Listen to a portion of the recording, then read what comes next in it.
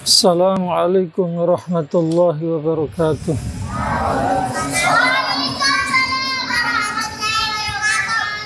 Ahmaduhu wa nusalli ala rasulihil karim, amma ba'd. Insyaallah pembahasan kita hari ini adalah yang berkaitan apakah wanita yang sedang haid atau nifas, atau laki-laki yang sedang junub, atau seorang wanita yang sedang junub, bolehkah mereka berdiam di dalam masjid? Tetapi sebelum menjawab pertanyaan itu, perlu saya jelaskan sedikit yang berkaitan dengan itu. Apa itu? Penjelasannya adalah sebagaimana masalah najis. Najis terbagi menjadi tiga. Ada najis asghar, ada najis mutawassit, ada najis akbar. Sama seperti itu juga hadas terbagi menjadi tiga. Hadas asghar, hadas mutawassit, dan hadas akbar. Dalam najis tadi, kata lain dari najis sebenarnya umumnya bukan akbar dipakai, tetapi najis mughalladzah. Najis apa? Mughalladzah. Maka contoh hadas asghar adalah orang yang tidak punya wudu. Dia tidak junub, dia juga tidak haid nifas, tetapi dia tidak punya hadas, dia tidak punya wudu. Maka orang ini mempunyai hadas asghar. Contoh hadas ausat atau hadas mutawassit adalah orang yang berada dalam keadaan junub. Kemudian contoh daripada hadas akbar adalah seorang wanita yang sedang haid atau nifas. Pertanyaan tadi, apakah seorang yang sedang haid atau nifas, seorang wanita yang sedang haid atau nifas, atau yang sedang junub bisa berdiam di dalam masjid atau tidak? Maka jawabannya tidak bisa, alias diharamkan. Dalilnya mana? Dalilnya adalah hadis Nabi SAW, terdapat dalam kitab Tuhfatul Muhtaj yang ditulis oleh Ibnu Hajar Haytami rahmatullah alaih, dan beliau sampaikan bahwa hadis itu adalah derajatnya hasan. Apa bunyi hadisnya? Nabi bersabda sallallahu alaihi wasallam yang mafhumnya, inni la uhillul masjida li haidin wala junubin. Sesungguhnya saya tidak menghalalkan masjid bagi wanita yang sedang haid dan wanita atau laki-laki yang sedang junub. Pembahasan kita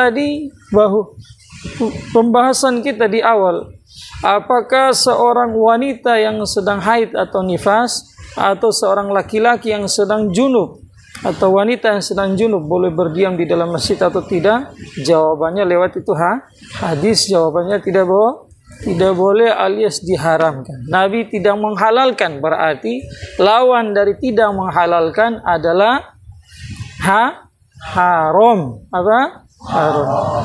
Di dalam hadis hanya disebutkan dua kategori saja, yakni wanita yang sedang haid dan wanita atau laki-laki yang sedang junub. Padahal kita di awal-awal tadi mengatakan wanita yang haid sedang nifas juga tidak boleh berdiam di dalam masjid. Dari mana dasarnya? Maka kita jawab bahwa darah nifas adalah kumpulan dari darah-darah haid selama 9 bulan atau lebih atau kurang. Darah haid itu tertampung di dalam rahim seorang wanita. Darah haid tertampung dalam rahim seorang wanita. Setelah dia melahirkan bayinya atau anaknya, barulah darah nifas itu keluar. Maka darah nifas itu adalah gabungan daripada darah haid. Maka sebagaimana wanita yang dalam keadaan haid diharamkan berdiam di dalam masjid lewat hadis tadi, maka sama juga seorang wanita yang dalam keadaan nifas diharamkan bagi dia untuk berdiam di dalam masjid. Lama diamnya berapa?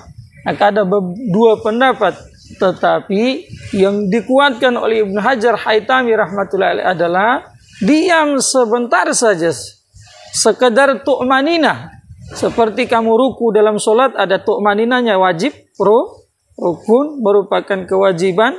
Kalau tidak sholat tidak sah. Maka lamanya tu'maninah itu sekadar berapa? Ya, kurang lebih 1 subhanallah. Maka berdiam sebentar saja wanita itu diharamkan bagi dia alias dia berdosa.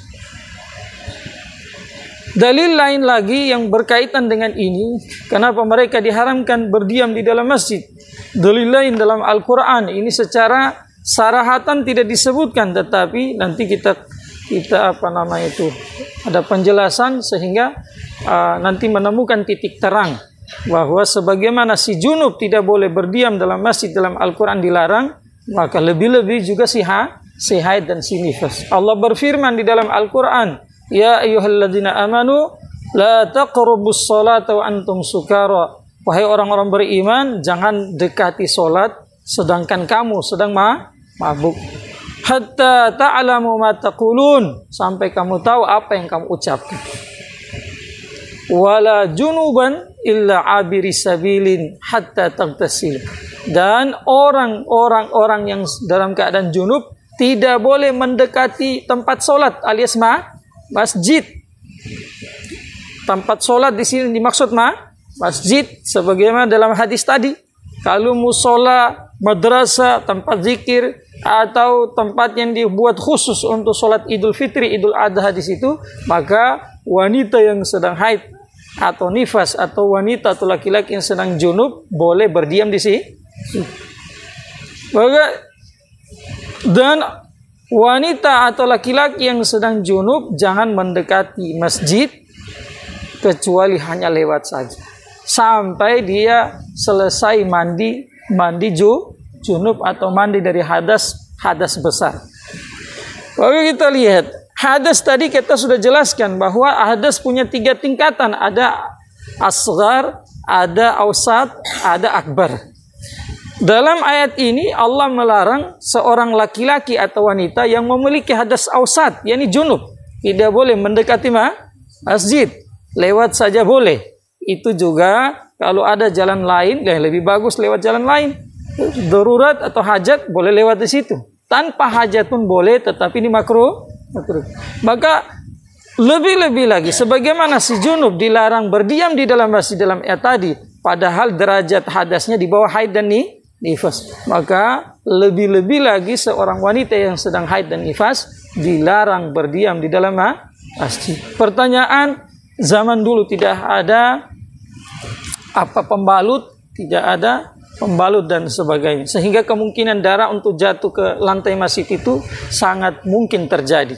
Sementara sekarang di zaman modern sudah ada pembalut, ada yang mahal, super mahal, sehingga desainnya begitu indah, begitu bagus, hingga darah yang keluar dari farji seorang wanita tidak menembus keluar. Paham tidak? Berarti boleh, dan kalau sudah seseorang wanita menggunakan pembalut, dia bisa boleh berdiam di dalam masjid karena darahnya kemungkinan darah untuk jatuh sudah tidak. Maka jawabannya tetap tidak boleh. Karena yang menyebabkan seorang wanita yang haid dan nifas atau seorang laki-laki yang sedang junub atau seorang wanita yang sedang junub diharamkan bagi mereka untuk berdiam di dalam masjid bukan karena maninya, bukan karena darahnya saja.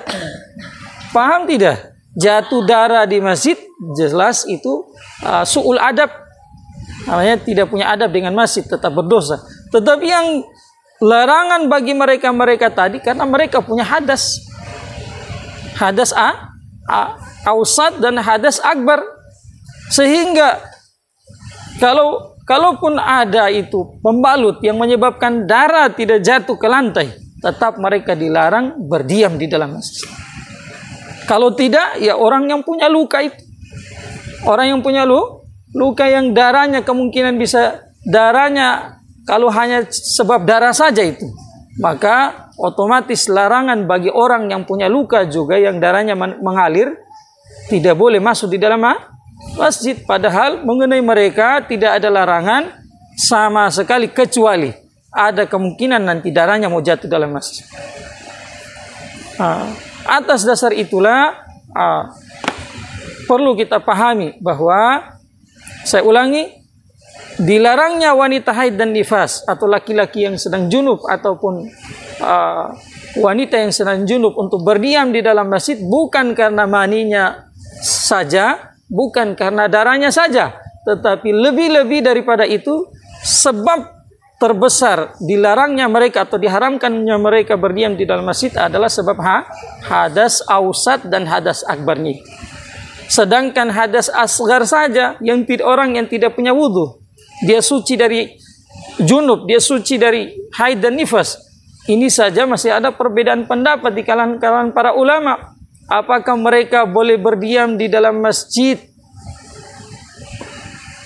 Mereka boleh berdiam tanpa makruh atau tidak?